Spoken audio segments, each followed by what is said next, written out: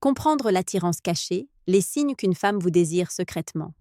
Aujourd'hui, nous allons explorer un thème qui rend beaucoup de personnes inconfortables, non pas parce qu'il est déplacé, mais parce qu'il remet subtilement en cause ce que la plupart des hommes croient savoir sur l'attirance. Le sujet porte sur les indices dissimulés indiquant qu'une femme vous désire en secret, et plus précisément sur la façon dont ces indices émergent discrètement à travers les attitudes, les réactions affectives et les modèles psychologiques. Il ne s'agit pas de séduction flagrante ou de messages directs, mais de ce qui surgit quand quelqu'un tente de masquer l'intensité de ses émotions. Bienvenue à nouveau sur la chaîne Renaissance. Ma vue d'ensemble aujourd'hui découle de nombreuses années passées en tant que thérapeute, à écouter des individus qui peinaient à saisir pourquoi ils éprouvaient une telle force envers quelqu'un qu'ils prétendaient ne pas intéresser autant. Pour préserver la confidentialité, je ne citerai jamais de nom ni ne fournirai de détails identificatoires, mais ces modèles se reproduisent bien plus fréquemment que la majorité des gens ne l'imaginent. La vérité controversée sur le désir. C'est là que les choses deviennent discutables. Beaucoup d'hommes apprennent que si une femme vous désire, elle le manifestera ouvertement. Elle vous contactera, vous flattera ou affichera une poursuite manifeste. Dans la réalité, j'ai observé l'inverse. Un désir des plus profonds se traduit par de la réserve, une charge émotionnelle et des ajustements subtils dans le comportement. Non pas parce qu'elle simule, mais parce que le désir peut paraître périlleux, particulièrement quand il met en péril son sentiment de maîtrise, son identité ou sa protection affective. Au cours des séances thérapeutiques, j'ai entendu des personnes évoquer quelqu'un avec une précision intense tout en affirmant qu'elles ne s'en préoccupaient pas tant.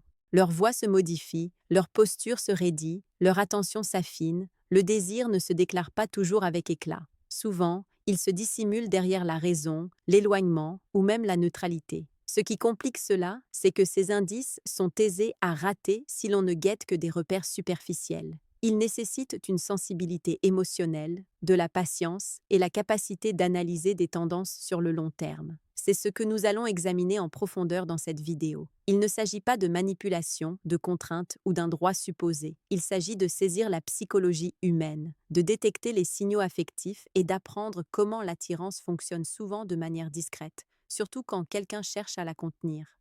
Restez avec moi, les indices sont fins, mais une fois que vous les saisissez, vous ne pourrez plus les négliger. Avant de plonger dans cette vidéo, assure-toi d'appuyer sur le bouton d'abonnement et de laisser un commentaire ci-dessous disant que je me suis abonné. Commençons. L'un des premiers indices que j'ai appris à repérer, tant dans les cabinets de thérapie que dans les interactions quotidiennes, est l'éveil émotionnel. Elle devient affectivement vigilante en votre présence. Cela n'implique pas une excitation théâtrale. Ce n'est ni un rire forcé, ni un zèle excessif. L'éveil émotionnel est plus discret, et c'est pour cela qu'il passe souvent inaperçu. Quand une femme vous désire en secret, son système affectif se met en alerte près de vous, même si elle tente de sembler sereine ou impartiale. J'ai écouté des individus dépeindre cet état à maintes reprises sans en mesurer la portée. Elles mentionneront des phrases comme « je ne sais pas pourquoi », mais quand il est présent, je me sens plus alerte ou je me surprends à sélectionner mes mots avec plus de précision. Cette vigilance accrue n'est pas fortuite. C'est le signal de l'esprit que quelqu'un a de l'importance. Lorsque l'attirance est voilée, le corps ne se relâche pas, il s'aiguise. Vous le percevrez de façon minime. Elle pourrait écouter avec plus d'intensité qu'avec autrui. Même lors de discussions banales, ses réponses se font plus réfléchies. Elle réagit promptement aux variations affectives dans l'environnement quand vous êtes là. Il ne s'agit pas de tenter de vous éblouir. En réalité, c'est souvent l'opposé. Il s'agit de préserver son calme tout en se sentant intérieurement impliqué. D'un angle psychologique, le désir active les mécanismes chargés de la vigilance émotionnelle. Quand quelqu'un nous importe, nous scrutons inconsciemment l'approbation, la désapprobation, la proximité et l'écart. C'est pourquoi l'éveil émotionnel surgit avant que quoi que ce soit de romantique ne devienne apparent. C'est une réaction protectrice autant qu'une réaction fondée sur l'attirance. Ce qui rend ce signe perplexant pour nombre d'hommes, c'est qu'il peut évoquer de la solennité ou de la retenue. Elle peut paraître plus maîtrisée, moins ludique ou même un peu distante. Mais sous cette maîtrise réside l'attention, et l'attention est l'un des marqueurs les plus nets d'une attirance qui n'est pas exprimée franchement. Dans les cadres thérapeutiques, j'ai vu des personnes affirmer qu'elles ne ressentaient rien de particulier pour quelqu'un. Pourtant, elles pouvaient restituer des dialogues entiers, mot pour mot. Elles se rappelaient le timbre, les silences, les mimiques. L'esprit ne procède pas ainsi avec des individus qui lui sont indifférents. L'éveil émotionnel, c'est la mémoire qui se forge en direct, Si vous observez attentivement, vous noterez que lorsque vous entrez dans l'espace, quelque chose évolue finement. Pas en intensité, mais en focalisation.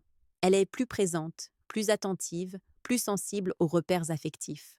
Ce n'est pas un hasard, c'est le désir géré, non absent. C'est ici que la patience est essentielle. L'éveil émotionnel n'est pas un feu vert pour avancer, c'est un indice pour freiner, observer et demeurer stable. L'attirance dissimulée tend à se dévoiler d'abord par l'attention, pas par l'action. Et une fois que vous intégrez cela, vous arrêtez de confondre la réserve avec le désintérêt. Un autre aspect clé est le contrôle de soi accru. Sa maîtrise d'elle-même s'intensifie au lieu de s'estomper. L'une des dynamiques les plus mal interprétées de l'attirance est l'idée que le désir fait perdre le contrôle aux individus. En vérité, quand l'attirance est significative ou risquée, le contrôle de soi s'amplifie souvent. C'est un pattern que j'ai relevé à plusieurs reprises dans les échanges thérapeutiques, surtout quand une personne tente de comprendre pourquoi elle se comporte de manière plus réservée autour d'un individu spécifique. Quand une femme vous désire en secret, elle peut devenir plus pondérée, pas moins. Ses paroles sont sélectionnées avec attention, ses réactions sont tempérées, elle résiste aux impulsions affectives qu'elle exprimerait librement avec d'autres. Pour beaucoup d'hommes, cela ressemble à du désintérêt ou à une froideur émotionnelle. Mais psychologiquement, c'est fréquemment l'inverse. Une attirance puissante peut activer un besoin de préserver la stabilité, la dignité et la sécurité affective. D'un point de vue comportemental, le contrôle de soi s'accroît quand une personne perçoit des enjeux émotionnels. Si rien n'a d'importance, il n'y a rien à sauvegarder. Mais quand quelque chose compte profondément, l'esprit devient tactique. Elle peut ralentir les échanges, éviter de trop se dévoiler ou maintenir une apparence composée.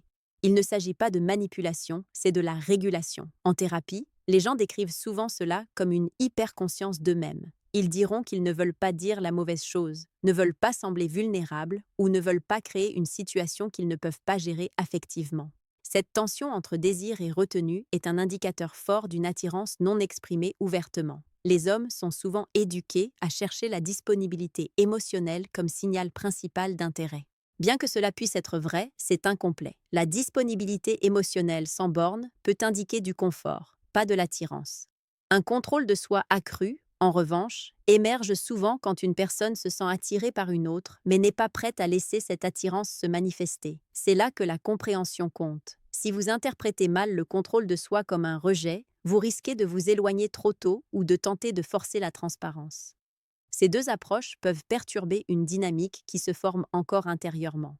L'attirance a besoin d'espace pour s'épanouir. La pression la fait s'effondrer. Vous remarquerez peut-être qu'elle maintient le contact visuel un instant de plus, puis détourne les yeux, ou qu'elle s'engage profondément dans la conversation, mais évite les thèmes émotionnellement chargés. Ce ne sont pas des signaux contradictoires, ce sont des signaux régulés. Ils suggèrent une conscience, non une absence. Comprendre cela modifie votre réaction. Au lieu d'escalader ou de vous retirer, vous restez constant. Vous restez calme, ancré et émotionnellement stable. C'est cette stabilité qui permet au contrôle de soi de se relâcher progressivement avec le temps. L'attirance cachée ne ressemble souvent pas à de l'enthousiasme, elle ressemble à de la discipline. Et la discipline n'apparaît que lorsque quelque chose compte suffisamment pour être traité avec soin.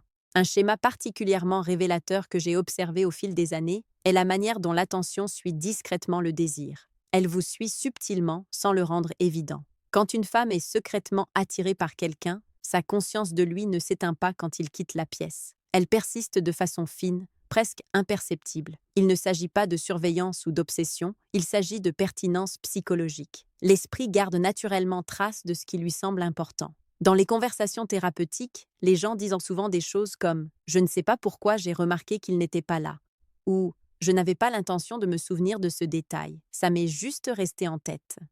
Ce n'est pas une coïncidence. Lorsque l'attirance est présente, le cerveau commence à surveiller les patterns. Où vous êtes? Comment vous vous présentez quand votre énergie change? Il le fait discrètement, sans s'annoncer. Ce qui rend ce signe intrigant, c'est à quel point il est généralement invisible pour la personne qui en fait l'expérience. Elle ne pense pas consciemment « je dois faire attention à lui ». Au lieu de cela, elle remarque simplement. Elle remarque quand vous êtes plus silencieux que d'habitude. Elle remarque quand votre routine change. Elle remarque votre absence plus que votre présence. Et elle ne l'admettra peut-être jamais, même à elle-même. Ce type de suivi se manifeste souvent indirectement. Elle peut poser des questions qui semblent informelles mais révèlent une prise de conscience. Elle pourrait faire référence à quelque chose que vous avez mentionné, en passant il y a des semaines. Elle pourrait commenter des changements d'humeur ou de comportement que d'autres négligent. Ces moments semblent insignifiants, mais psychologiquement, ils sont importants. Le désir aiguise la perception. Quand quelqu'un compte, l'esprit construit une carte silencieuse de cette personne, non pas pour contrôler, mais pour comprendre. C'est particulièrement vrai lorsque l'attirance est inexprimée. Sans communication ouverte, l'attention devient le pont. De nombreux hommes manquent à ce signe parce qu'ils recherchent une poursuite directe. Ils s'attendent à ce que l'initiative soit évidente, mais le suivi subtil est une forme d'investissement émotionnel. Le temps, l'attention et la mémoire sont des ressources finies. Nous ne les allouons pas à des personnes qui ne nous touchent pas émotionnellement. J'ai vu des personnes insister sur leur indifférence tout en étant capables de raconter des changements émotionnels précis chez une autre personne. Elles savaient quand il était stressé, distrait ou distant. Ce niveau d'accord ne vient pas de la neutralité, il vient de l'attention. La clé est la façon dont vous réagissez. Si vous remarquez ce schéma, la pire chose à faire est de le tester ou de le faire remarquer. Cela crée une gêne et la ramène en mode contrôle. Au lieu de cela, vous restez présent, vous restez cohérent, vous laissez la dynamique se dérouler naturellement. L'attirance cachée se révèle souvent par la conscience, non par les mots. Elle fait attention même quand elle fait semblant de ne pas le faire. Et une fois que vous reconnaissez cela, vous commencez à comprendre comment le désir parle souvent avec une concentration silencieuse et soutenue plutôt qu'une action évidente. L'une des dynamiques les plus complexes que j'ai rencontrées en tant que thérapeute surgit quand une personne est déjà en couple, mais constate que son état émotionnel évolue autour d'une personne spécifique. Votre présence change son humeur, pas ses mots. C'est là que l'attirance devient particulièrement silencieuse, contrôlée et souvent confuse. Quand une femme est engagée ailleurs, un désir caché se manifeste rarement par des mots. Il se manifeste par l'humeur. Lors des séances, j'ai entendu des gens dire des choses comme « je ne flirte pas avec lui » ou « je ne franchirai jamais une limite » et je les crois. Mais ensuite, ils décrivent se sentir plus léger quand il est là, plus concentré, plus énergique ou dans certains cas plus irrité et agité sans comprendre pourquoi. L'humeur ne ment pas aussi facilement que le langage. Lorsque l'attirance est supprimée par l'engagement, l'esprit travaille sans relâche pour maintenir les limites morales et émotionnelles. Les mots restent appropriés, le comportement reste respectueux, mais le système nerveux réagit toujours. Son état émotionnel change en réponse à votre présence, même si sa communication ne change jamais. Vous remarquerez peut-être que lorsque vous entrez dans une pièce, son énergie s'élève ou se tend soudainement. Elle devient plus animée, plus sérieuse ou plus engagée émotionnellement. Non pas parce qu'elle veut agir, mais parce que les émotions sont automatiques. Elles répondent avant que la logique n'ait le temps d'intervenir. Ce qu'il est important de comprendre, c'est qu'il ne s'agit pas d'intention. L'attirance ne signifie pas toujours le désir d'action. Souvent, c'est simplement une résonance, deux systèmes émotionnels qui se répondent. Surtout lorsqu'une personne est en couple, cette résonance peut être troublante. C'est pourquoi elle est souvent enfouie sous une conversation normale.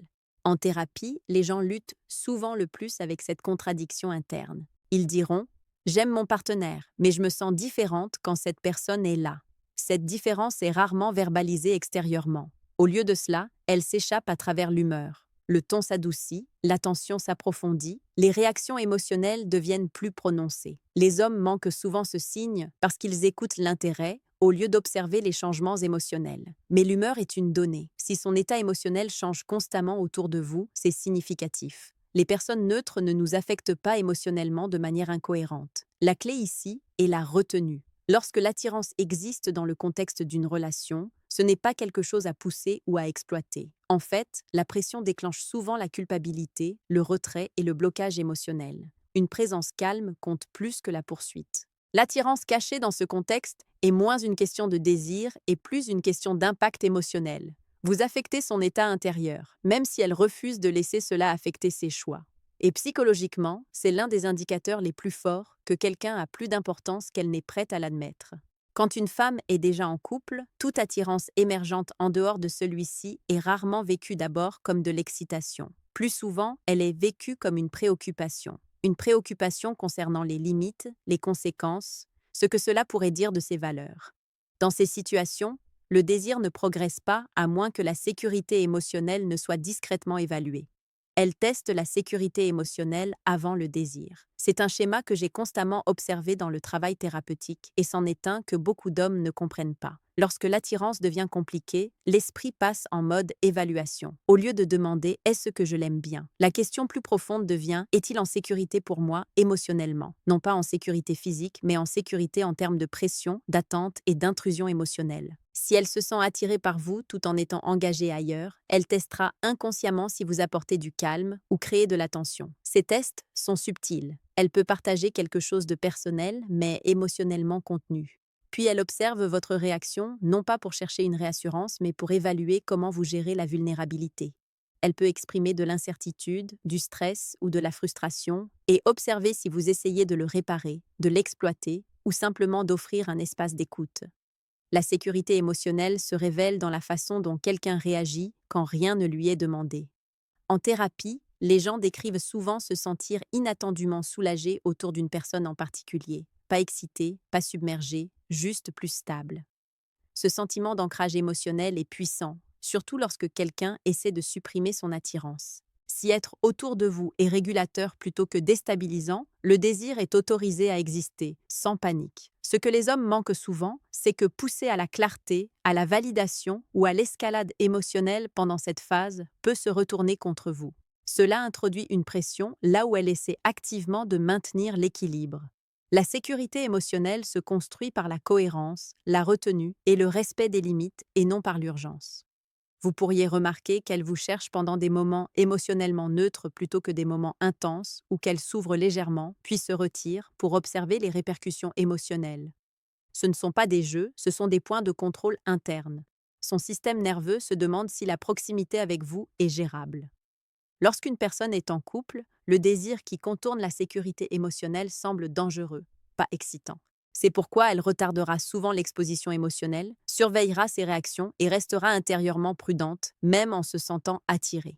Le signe le plus révélateur est celui-ci. Elle se sent plus calme après avoir interagi avec vous, non pas plus conflictuelle. Ce calme n'élimine pas l'attirance. Il lui permet d'exister sans déclencher de culpabilité ni de peur. L'attirance cachée dans ce contexte n'est pas une question de fantaisie ou d'impulsion, c'est une question de régulation émotionnelle. Et quand quelqu'un teste discrètement la sécurité avant le désir, c'est parce que le désir existe déjà et qu'il essaie de comprendre quoi en faire sans se perdre dans le processus. L'un des indicateurs les plus fiables d'une attirance cachée est quelque chose que les gens ne font presque jamais exprès, le mimétisme. Elle vous imite de manière subtile et inconsciente. Je ne parle pas d'imitation évidente ou d'accord forcé. Je parle d'un alignement subtil qui se produit en dessous du seuil de conscience. Le genre qui n'apparaît que lorsque la connexion émotionnelle se forme discrètement. En thérapie, j'ai vu des personnes décrire des interactions sans réaliser ce qu'elles révélaient. Elles diront des choses comme « je ne sais pas pourquoi, mais je parle plus lentement autour de lui » ou « je remarque que je formule parfois les choses comme lui ». Ces changements ne sont pas stratégiques, ils sont automatiques. Le système nerveux se synchronise naturellement avec les personnes par lesquelles il se sent attiré. Lorsqu'une femme vous désire secrètement, son corps et son rythme émotionnel commencent à s'adapter au vôtre. Elle peut correspondre à votre ton, à votre débit de parole ou même à votre intensité émotionnelle. Si vous êtes calme, elle se calme. Si vous êtes réfléchi, elle devient pensive. Il ne s'agit pas d'essayer de vous impressionner, il s'agit d'harmonie émotionnelle. Ce qui rend ce signe intéressant, c'est à quel point il est invisible pour la personne qui en fait l'expérience. Le mimétisme se produit lorsque quelqu'un se sent en sécurité et intéressé, mais ne choisit pas consciemment d'exprimer cet intérêt. C'est le cerveau qui dit « cette personne me semble familière ». Restons alignés. Vous remarquerez peut-être qu'elle adopte votre style de communication avec le temps. Si vous êtes direct, elle devient plus claire. Si vous êtes réservé, elle adoucit sa manière de s'exprimer. Si vous êtes émotionnellement ancré, elle semble plus centrée autour de vous qu'avec d'autres. Ces changements sont rarement dramatiques, mais ils sont constants. Psychologiquement, le mimétisme a un but. Il réduit la distance émotionnelle. Il crée un sentiment d'être sur la même longueur d'onde sans avoir besoin de dire quoi que ce soit à voix haute. Lorsque l'attirance est cachée, cela devient l'une des façons les plus sûres pour le désir de s'exprimer sans franchir les limites internes. Les hommes négligent souvent ce signe car il ne ressemble pas à une poursuite. Il n'y a pas de chasse, pas de signal évident. Mais l'alignement émotionnel est une forme de connexion plus profonde que le flirt superficiel. Nous ne nous adaptons pas inconsciemment aux gens dont nous ne nous soucions pas. Lors des séances, les gens ne réalisent parfois ce schéma qu'après réflexion. Ils remarquent à quel point ils se sentent différents autour d'une personne par rapport à tous les autres, plus naturels, plus en phase. Ce sentiment n'est pas aléatoire, c'est de la résonance. La clé n'est pas d'exagérer ou de tester cet alignement. Lorsque le mimétisme est rencontré avec stabilité, il s'approfondit naturellement. Lorsqu'il est contesté ou mis en évidence, il se retire souvent. L'attirance cachée se révèle souvent non par ce qui est dit, mais par la façon dont deux personnes évoluent émotionnellement ensemble. Quand elle vous imite sans s'en rendre compte, c'est un signe silencieux que son système reconnaît le vôtre comme significatif. Et ce genre de reconnaissance se produit rarement sans que le désir soit présent, même s'il est soigneusement gardé sous silence. En conclusion, l'attirance cachée se manifeste rarement par des signaux évidents. Elle murmure à travers l'attention, les changements émotionnels, l'alignement subtil et même la distance. Une femme qui désire secrètement quelqu'un n'a pas besoin de jouer la comédie. Son esprit et son corps révèlent la vérité discrètement. Comprendre ces signes, l'éveil émotionnel, le contrôle de soi, le suivi discret, les changements d'humeur, le test de sécurité, le mimétisme et la distance stratégique permet aux hommes de voir au-delà du comportement de surface et de reconnaître un intérêt authentique. La clé n'est pas de poursuivre ou de faire pression, mais d'observer, de rester ancré et de répondre avec calme et cohérence. Lorsque vous apprenez à remarquer ces indices cachés, vous obtenez un aperçu d'un désir qui est discrètement réel, mais soigneusement contrôlé.